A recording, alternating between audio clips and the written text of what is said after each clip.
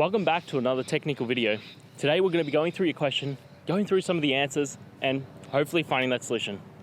Guys, remember to stay just a little bit crazy and work through to that resolution. Now, let's get started.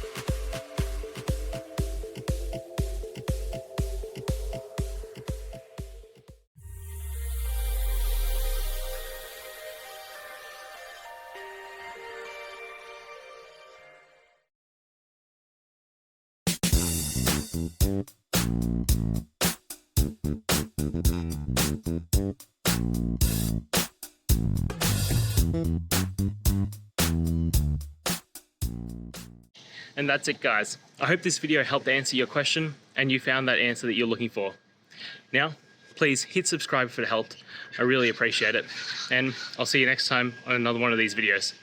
Cheers.